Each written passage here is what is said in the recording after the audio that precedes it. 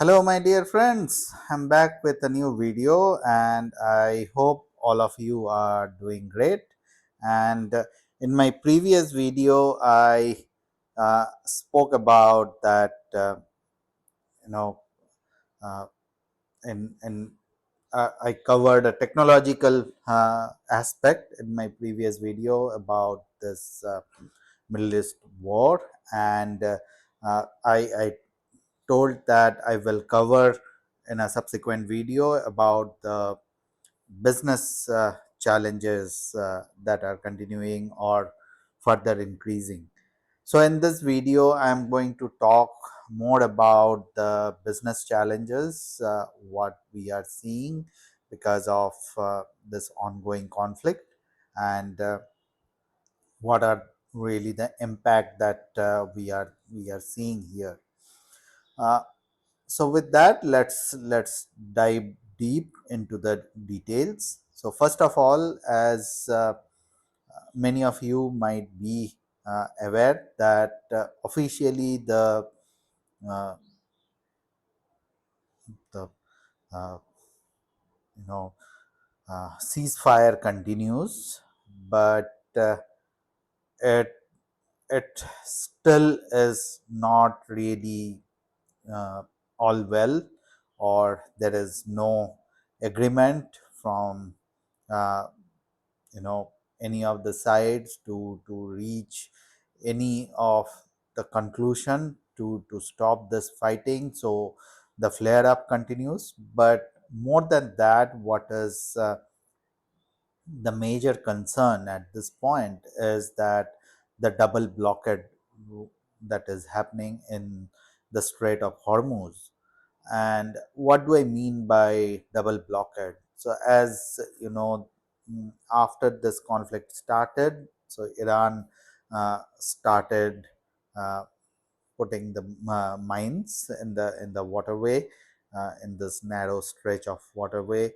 Uh, Narrow but very important stretch, and they kind of held a lot of ships and cargo as hostage due to this, so they could not pass through.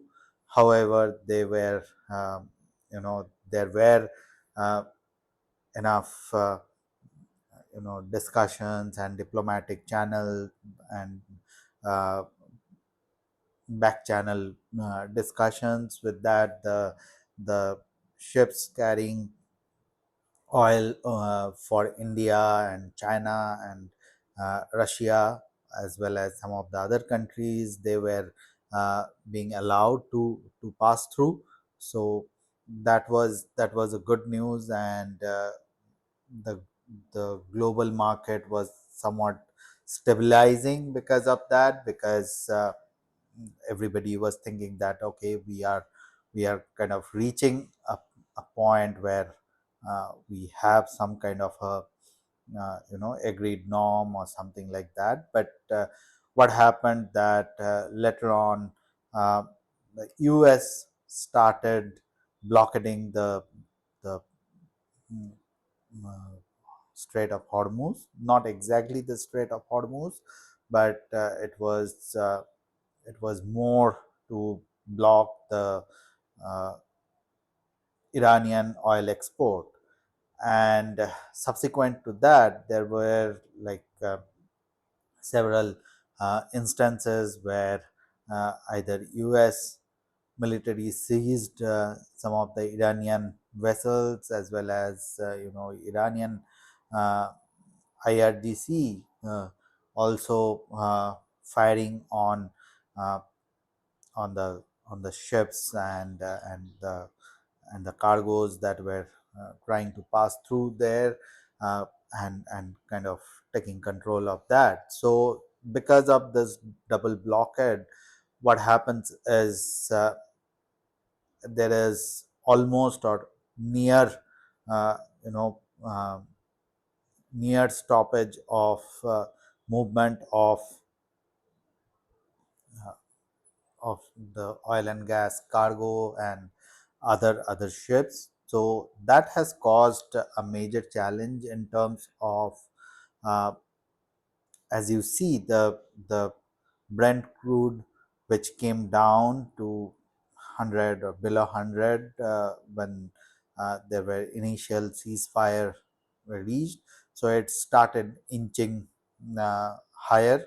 So it has already crossed $105, $107. I think this is very close to 110 now, because uh, the challenge is, as the blockade continues, uh, the Iranian oil is not flowing into the market. So now you will say the Iranian oil was not in the market at all. They were sanctioned. So yeah, they were sanctioned. That's correct. But there have been dark fleets, and there has been channels through which they were flowing, and major economies like China was getting the oil from Iran, and that was kind of catering their need. So the Russian oils were uh, kind of stabilizing uh, the need further for countries like China and India. But now what happens is, suddenly, because of this blockade, uh,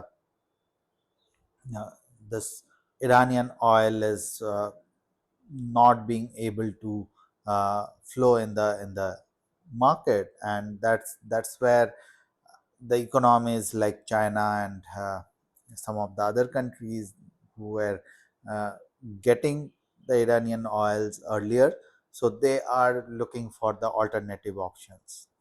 So when they look for the alternative options, and there is a limited supply, and say there is, you know, in fact, what I would say that uh, some of the oil that were going to other countries, so now they are getting diverted to some other countries. Obviously, what happens is, because of that, the demand in the market increases, right? And as the demand in the market increases, and the supply is suppressed, or supply is kind of at a same level, so obviously that pushes up the prices.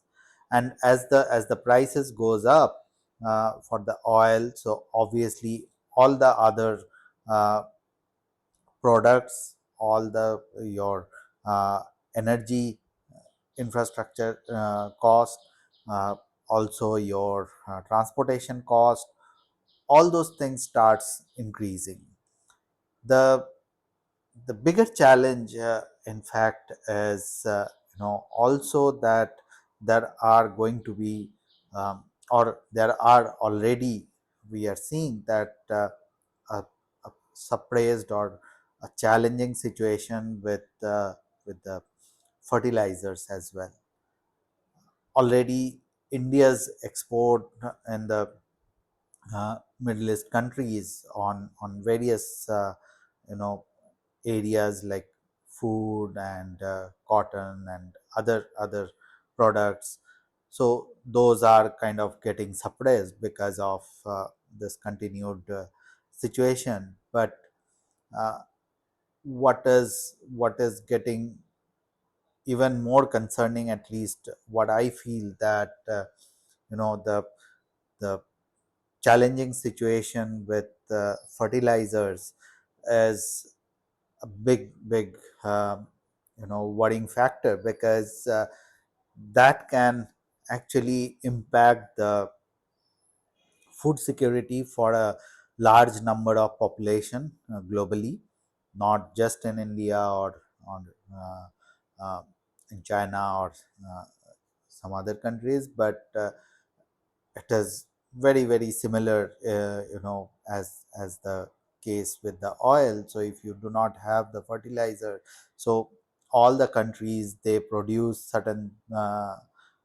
food grains, and they consume their requirement, and then they export to other countries, and that's how that global equilibrium is kind of maintained. Now you think that some of the major countries or economies, their major crops are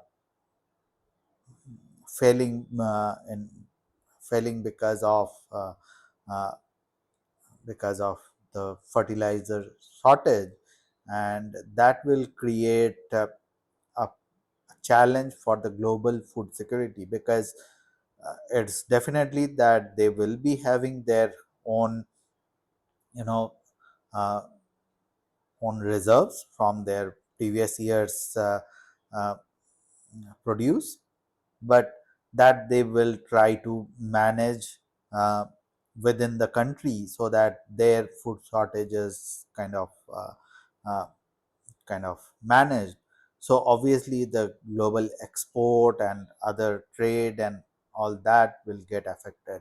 So if that gets affected, so what does that mean is that the global uh, food security or availability of certain foods in different parts of the world is sorry going to be jeopardized.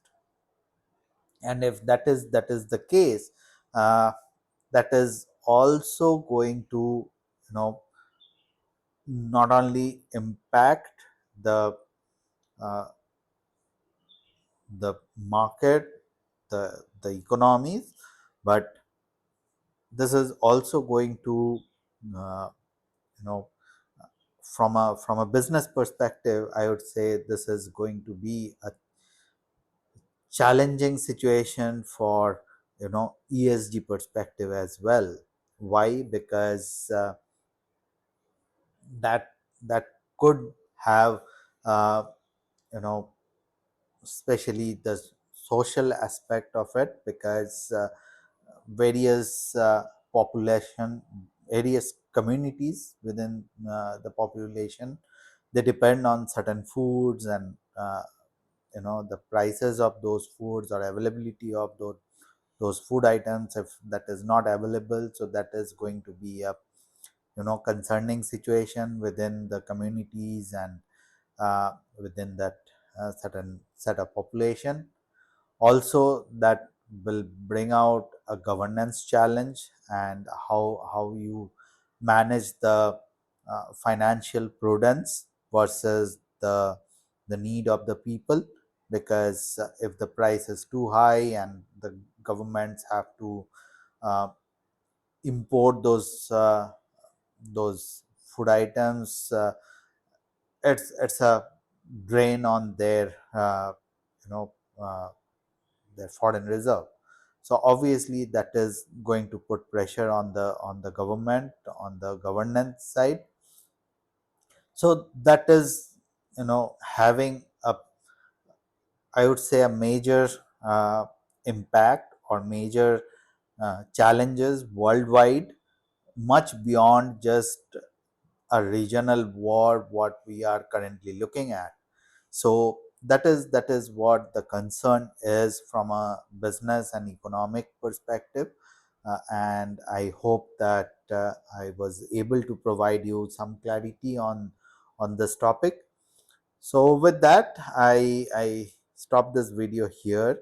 Please let me know what you think that uh, the impact of this whole situation is going to be, and how do you think that various governments, communities, and the businesses should handle such situation.